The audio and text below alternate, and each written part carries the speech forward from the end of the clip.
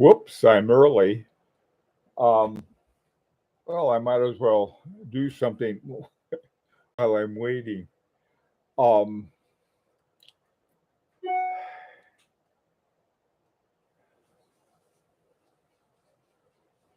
Okie doke. Tells me we're live right now. Hey, how's it going, Brian? Hey, I got something on Monday's video I think you're going to like. Hi, Dominic.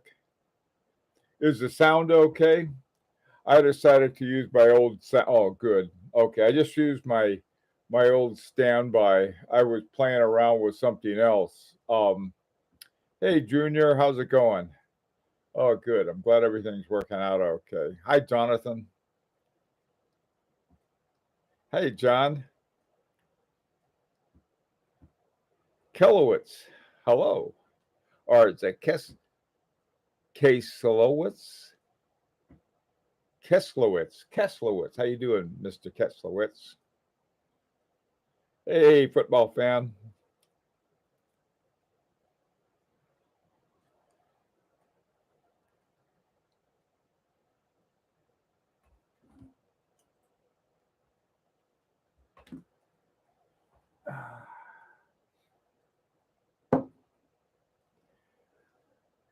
Oh,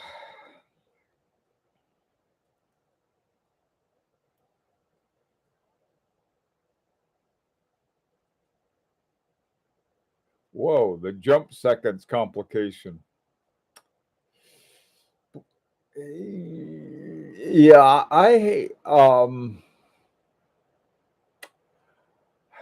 too like jump seconds or jumping seconds, dead seconds complication. Um, yeah, I've got a I did that. I got out some of the ones I was looking at it, and one of the things there's another aspect I think that's really important in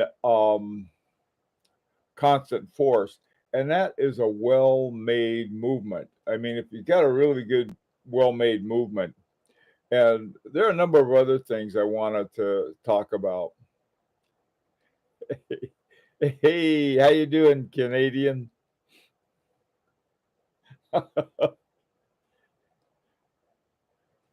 Adam. What I'm winding up here, uh, this watch has an ETA base in it, but it's got these two great big Agonies gears. Where did I put? There's another one. No. I don't know where I put it. I guess it's probably still in the case. Um, well made, low friction. Yeah. Hi, Lee. What's up? You're dressed for a night on the rugby field. Yeah, I look like a rugby ball. Hi, Velvia man. Good to see you. How are things in Scotland? Caught me for once, huh? I'm a Lusu. Jonathan. Oh, my dandy. Yeah, I do too. This thing is, I talked to, oh, God, um, Nicholas Vitarek about this. And it's really fun talking to him because I'll come up with all these different watches. He says, "Yeah, we made that one, or we did some stuff in this," and so I'm trying to get all of the different parts together on it. Do you find that manual wind watches with constant force are harder to wind than those that don't? I noticed ALS jumping seconds is tough to wind. I don't know. I got my this is I got my FP Journe back from service. Keeps perfect time now, but it was the crown doesn't seem to come out, or I guess it would be the stem when I pull it out and have to set it. It seems to be a little harder. I don't know if that's because of the dual barrel in parallel or not, but it there are all kinds of things that come up. Anyway, so let's get started. I wanted to start off with this one. This is my Harboring 2, and the Harboring, and it's hard to wind too, by the way. And that could be because, well, the Carl Haas is the hairspring that they use in this. It's apparently a very good one. I've never had any magnet problem with this.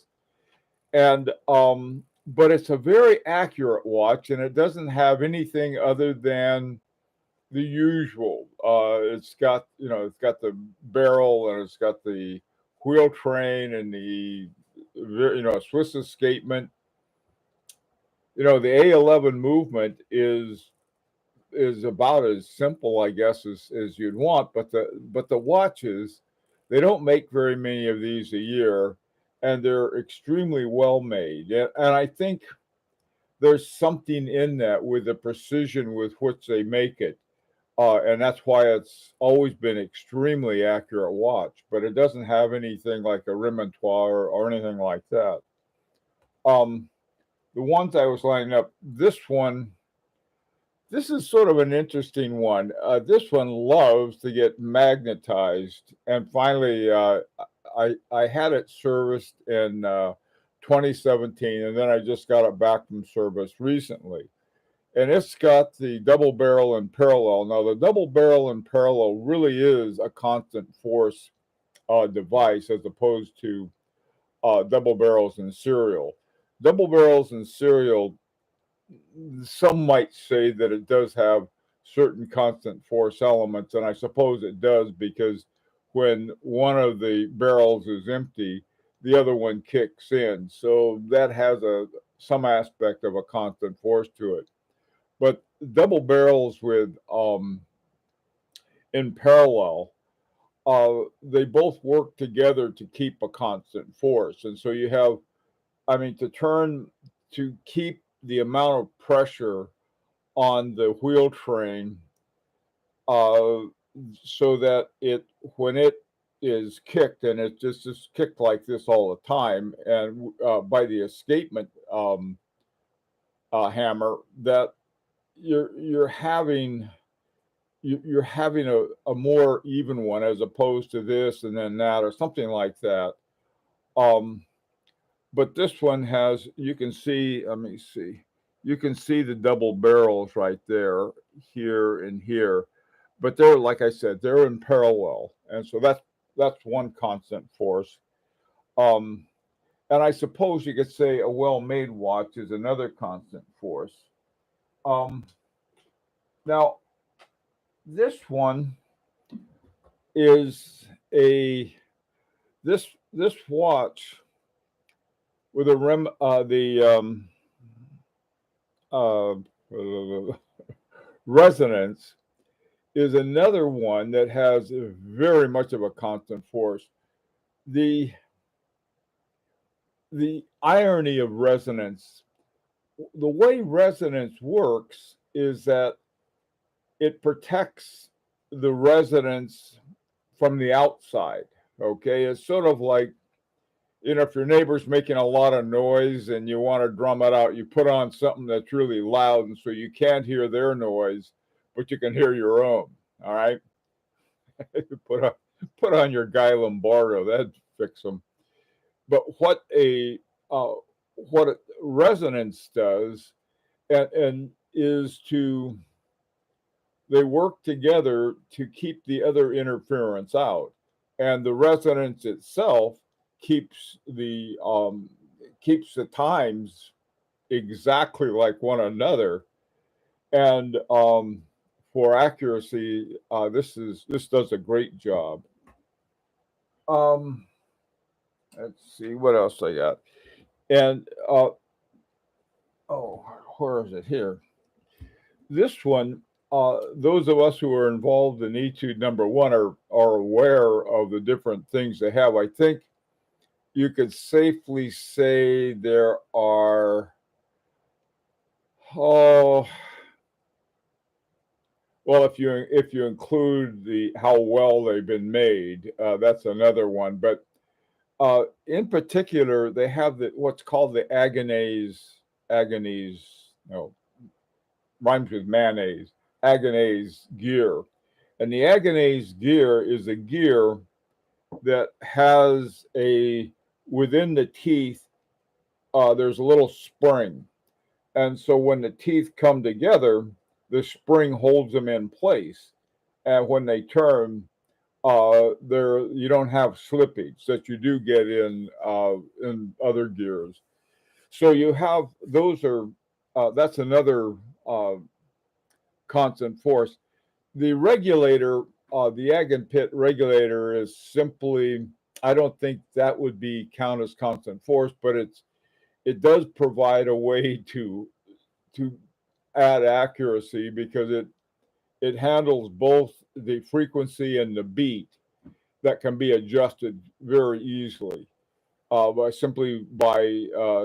untightening and then making an adjustment with the screws in it. But that I don't think it would count as constant force.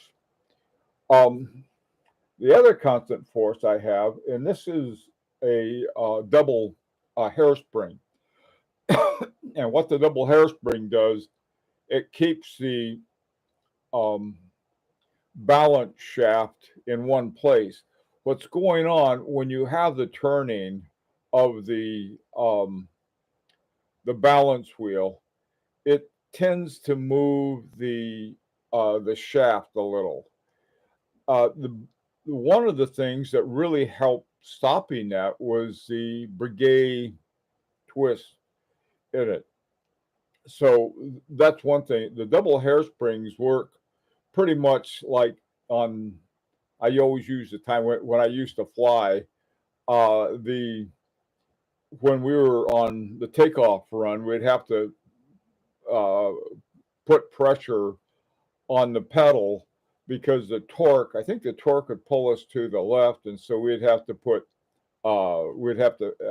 give it some right rudder so we could keep it going down the runway. And that's but with double twin engines, they had one going one way and one the other, so the torque would offset each other.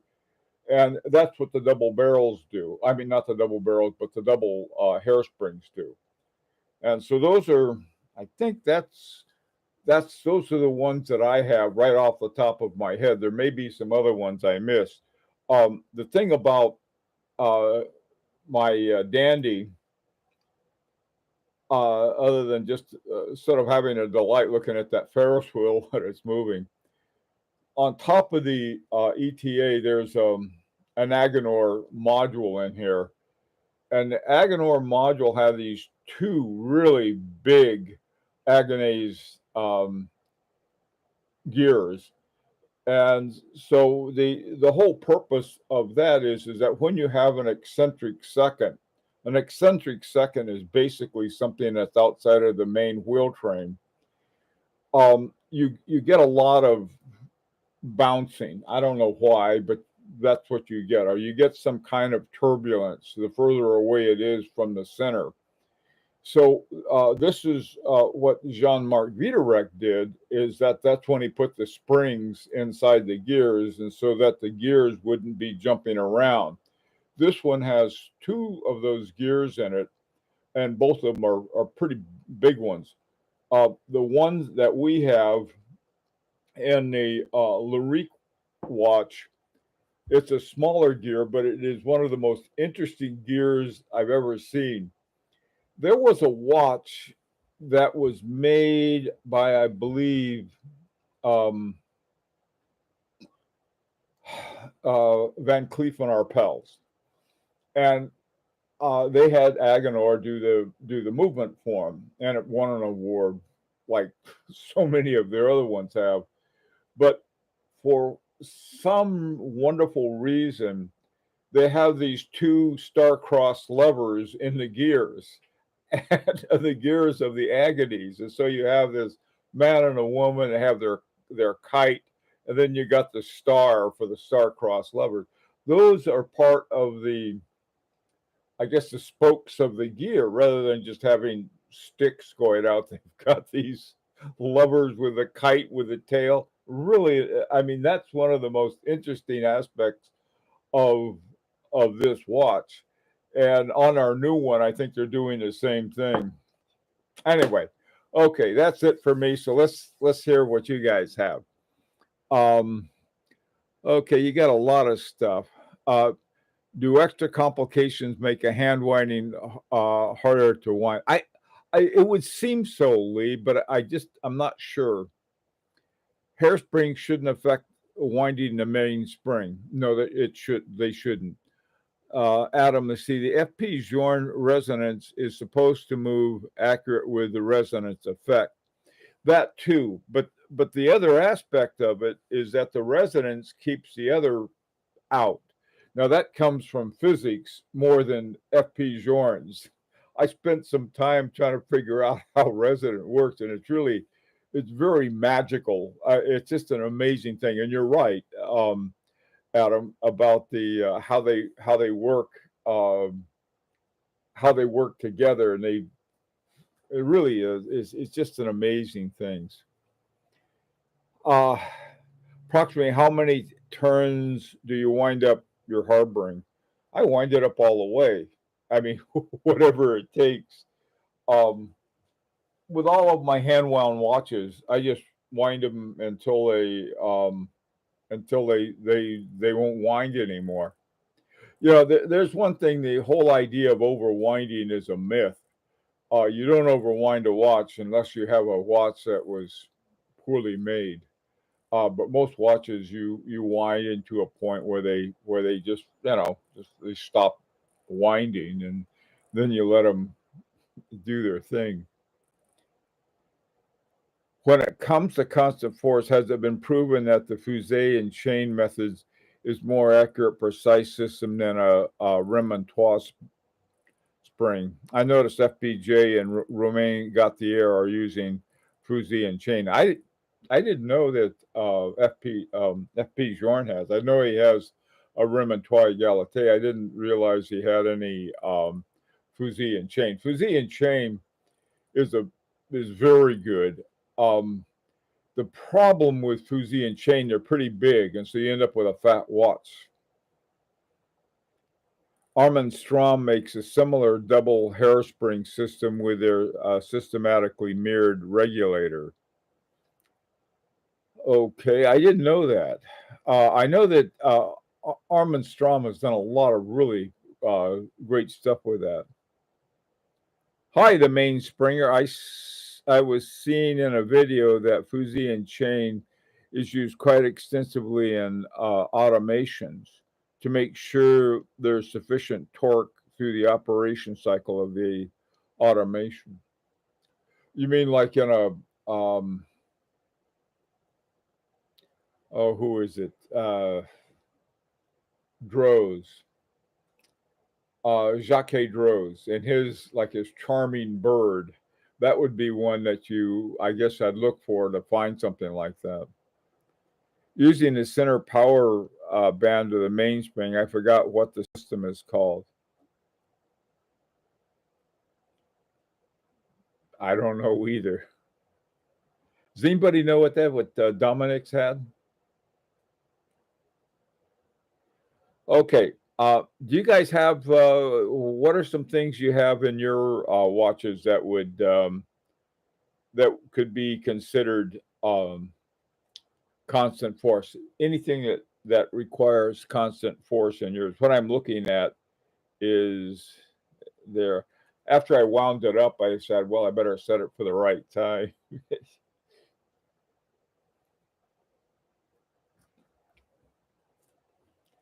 Okay, anybody?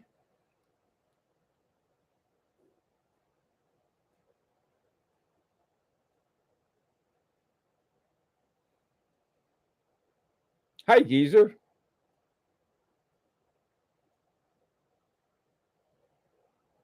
There's constant force convincing my wife. I need to buy watches. No kidding. There is. There's a there's something that there are a couple things I found that will fix that problem for you. and it's Tiffany's is one, Van Cleef and Arpels is another. They really are very helpful along those lines. Hi, Robert. Velvia man, only constant force watch I have is my grandfather's fusee and chain. Wow, that is a nice one. None of my watches, but my wife. uh, yeah, no, a fusee and chain. I I have a friend up in Massachusetts that I used to go visit, who was really a first-rate watchmaker. In fact, he had been a judge for the Grand Prix d'Horloge de Genève, and he had a bunch of these fusee and chains. He bought a whole bunch of them, and I was going to get some from him, and I don't know, one thing or the other happened. We had the pandemic, and bunch just everything got in the way, and then he retired and moved to Canada. From last I heard, I think you can if you look at some pocket watches and some of the vintage, you can find some fusee and chain. Also, too, I got a key wound. I got a key wound one that was an old pocket watch, and I put I got a case for it and put a band on it and everything, and then I broke it. So I I, I was trying. Hey, Eric, how you doing, man? It must be early there. Glad you could make it. You got a fusee and chain on your bicycle. Are you the fusee for it? Oh, the Longa 31 is my favorite watch that is wound with a key. Amazing. I got to tell you something. This is what is really surprising to me. Ah, this book. It's one of the most famous books done for watchmaking. And this is George Daniels' Watchmaking. And most of the people I know, they, in fact, I do too, but they'll read it in terms of like, oh, they want to find out about something. They use it almost like a reference book. And I use it a lot that way. But all of the books, I mean, all of the watches in this book are key wound. I was reading part of it, and Daniels was going on about um, anybody who couldn't keep who kept losing their keys didn't deserve to have a watch. I thought, wow. Now, if why would that be the case? Well, I think there are two reasons. One is that Daniels believed that that having the crown and the keyless works and everything somehow took away from the beauty of the watch, and also keyless work getting in the way of everything else that that you needed for doing a great watch. But the watches, I mean, I can believe it. The watches in the book, they have all of this great book, are key wound. That I think he may have. He does talk about um, keyless works, and he does talk about automatics. I mean, it was like, but key wound, I think it's neat. Hey, Rancher, how you doing, man? Hey, Robert, did you explain constant force? Yeah, I did. uh, the constant force essentially is anything that has the power that's generated from the mainspring to keep it going at the same amount. And there are a lot of different ones. There's another one too that may be in some of our watches, and these are the ones that only use like the middle 60% of the mainspring. In other words, at the beginning, it's they have more force, and at the end they have less. If you ever had a wind-up toy and it gets to the end, it sort of droops. Well, one solution was to take this center part and just use it. I think some cereal barrels do that, so that would be a constant force. But they're all different kinds of things that go into that.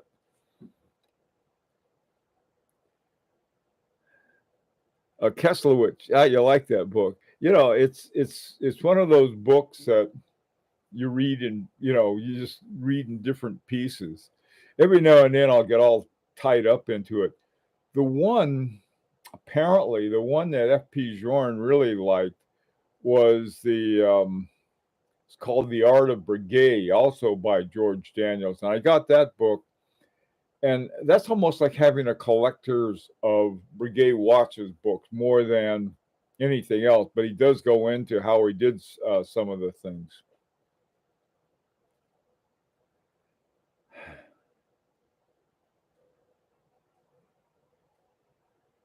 Wow, 31-day power reserve. I know the one you're talking about now. I had forgotten about that.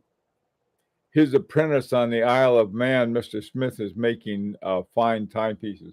He is, but I think didn't Roger Smith say that he wasn't going to make any more after a certain? I mean, after until once he's finished with this batch, he's got like a God knows 15-year waiting list or something like that. So he may have cut him off. I would love to have one of his watches, but no way that's going to happen.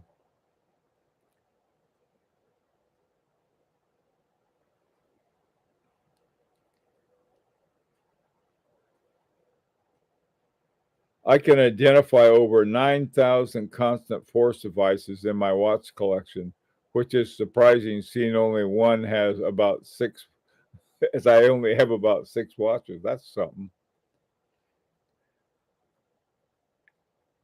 Do you agree the way to explain constant force is simply say it's cruise control for the amplitude?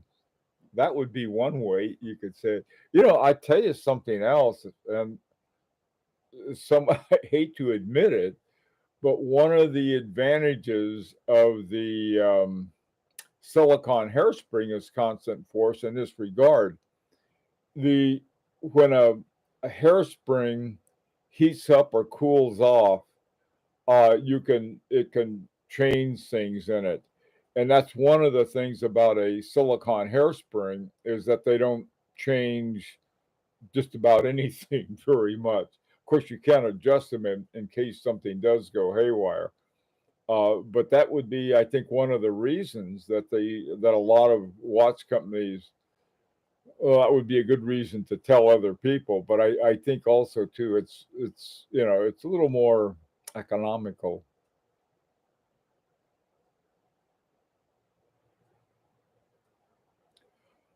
I think so. Yeah. This one, the Henry double hairspring. I think yeah, that I definitely because if as long as you're not having your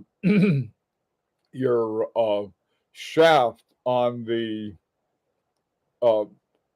on the balance wheel moving around, I think I think definitely it would give you a lot more. It would give you a better constant force. That's uh, I can tell you, judging from this, it keeps excellent time. I tried to put it on my time grapher. The time graphers went nuts because it's both of the hairsprings are being recorded, and that thing is trying to keep up with them, and it just sort of goes goofy on that. So a pendulum is constant force, just like the movement of a hairspring. You know, what is a constant? Well, actually, what the pendulum would be is the balance wheel. The balance wheel goes it goes through a 260-degree arc, and so if you just take one of the spokes in a balance wheel and look at it, it goes like that, and so you really have the the reason that I put down instead of vibrations per hour for frequency, I put semi oscillations per hour. There are two other watchmakers that do that. One is Marco Lang, and the other is Rolex, and everybody else uses vibrations per hour, but it really is the semi oscillations, and it's the pendulum like. It's more like a pendulum than it is a wheel. Best way to describe constant force is that regardless of the state of wind, the beat rate and amplitudes stay constant. Okay, that's a good way. Has a silicon hairspring ever been used with constant force movement? I don't know. Um, Patek Philippe makes enough watches. I don't know which ones that they may use, but I think the thing is that the thing about a hairspring, very few watch companies make their own hairspring. And I think this is why the Straumann hairspring that's made by uh, H. Moser, actually by Precision Engineering, which is part of the H. Moser thing, um, that one is used by all of your tip top watchmakers. And one of the reasons they do it is because it doesn't have all of the problems of overheating, magnetization, and so forth. And the guy who developed it for precision engineering is the same guy who developed the blue parachrome for Rolex. And so both of them have, I mean, both of them have as a major element is niobium, except the Straumann hairspring uses a mixture of niobium and titanium, whereas the uh, Rolex has niobium and zirconium, and they both have the characteristics of being docile as well as sort of amagnetic or just non-magnetic. My 50 Fathoms has multiple barrels, but I don't think there's anything in it to manage the torque. But I think, Mason, your 50 Fathoms probably has them in serial. And like I said, under some circumstances, a serial hairsprings could very much be a way of getting constant force by if one of them uses 60%, where you have the fast in and the slow in are sort of cut off and just using the middle. If it uses them in that respect, when one poops out, the other one kicks in after both of them using 60%, that definitely may work that way. Oh, it's frying pan time. Yeah, Mrs. S is going to use constant force. Okay, I'll get going. Is the coaxial movement from Daniels on omegas have anything to do with constant force? What it does, I believe, is to cut down on friction. And anything I think that would cut down on friction, I think would lead to that. It was a good question, Lee. I think you're right. Nicholas Hacco was one of those making his own hairsprings, an amazing workshop. That is. Yeah, this is the Australian watchmaker you mentioned, Eric. Yeah, he's the guy I think I'd like to hear more about.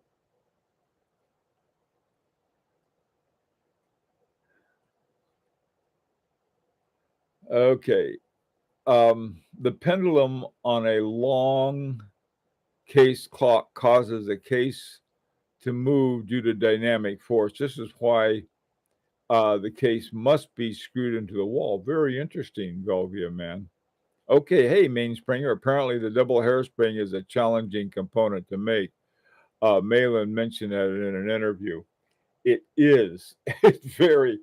When I got this watch, I wrote to H. Moser, and I got a really great letter back from one of their engineers, and he said that thing is very expensive to produce, and I may it was Malin or somebody. He said it was more complicated than a tourbillon. So I thought, oh man, I what I dread is the day that I have to sit it in for service. But I did ask Edward Malin, if they still did the service. He told me they did. Hey, Vladimir. Gurbel Force has some constant force solution. He has many, one of which is he does have a Remontois Égalité. We were talking to Stephen Force at one time, and he was telling us about that constant force. It was Adam and Bruce and I were together at the watch time show, and we were sort of sitting over, sort of away from everybody, and he came over and joined us. It was really a great little discussion we had with him. Hey, Eric, how is the Armstrong equal force works? Okay. Um,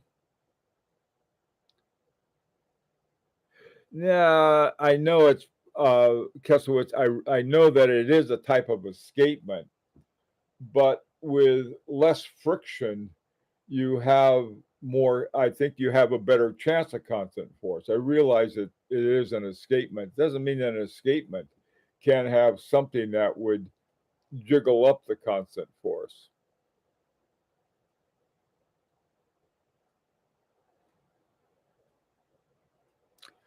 Okay, guys, I got to run.